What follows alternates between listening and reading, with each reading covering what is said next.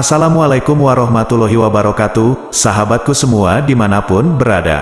Alhamdulillah pada kesempatan kali ini kita diizinkan Allah untuk saling berbagi ilmu dan nasihat. Semoga video singkat ini bermanfaat, mari kita simak bersama. Walikullin darajatum mimma amilu. Bagi setiap manusia ada derajat, dan derajat itu tergantung amalnya, bukan tergantung keturunannya, bukan tergantung cantik dan tampannya, bukan karena mancung atau mancelemnya, tapi mimma amilu, derajat itu tergantung amal, bukan nasab, bukan keturunan, bukan gantengnya, bukan tingginya badannya, bukan warna putihnya. Mimma amilu, tergantung amalnya.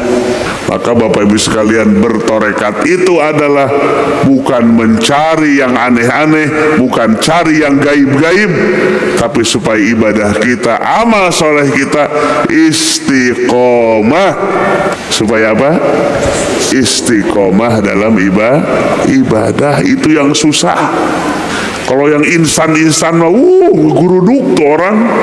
Ada yang dianggap ulama punya karomah aja, ya, berjubel-jubel.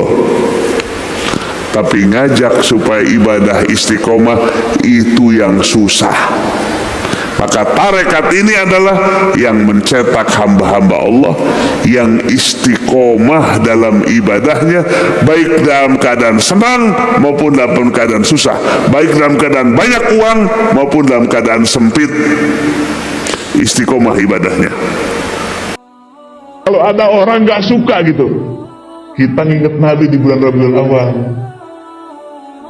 lalu orang itu gak suka, kira-kira temennya siapa ya? Itu kan Abu Lahab aja seneng. Iblis ternyata yang gak suka dengan kelahiran Nabi Muhammad Sallallahu Alaihi Wasallam. Kenapa? Sebab Nabi itu beda dengan Nabi yang lain, ada khususiat atau keutamaannya. Salah satunya Nabi kita adalah Nabiur Rahmah, Nabi pembawa rahmat.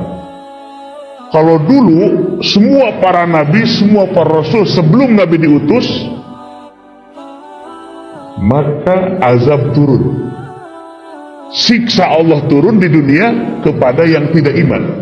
Contoh Nabi Nuh alaihissalam, dakwah siang dan malam sekian ratus tahun, tapi umatnya hanya sedikit yang beriman.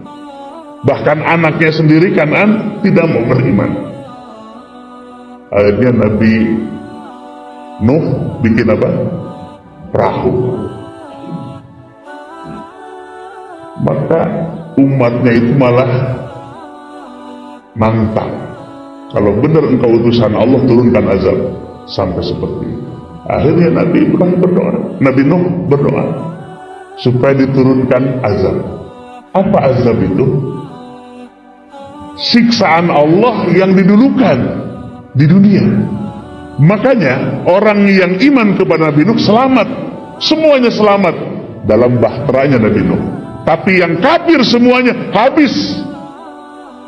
La tadarni fardan, satu pun tidak ada yang ditinggalkan, tidak satu pun tidak ada yang selamat hidup, kecuali mati semua tenggelam. Itu maksud azab. Semua para nabi begitu. Azab Allah. Kaum Ad, kaum Samud, kalau sudah kafir, turun azab Allah, mati semua. Ada yang ditelan bumi, ada yang banjir, ada yang topan. Tapi Nabi akhir zaman ini enggak. Tidak akan datang azab Allah.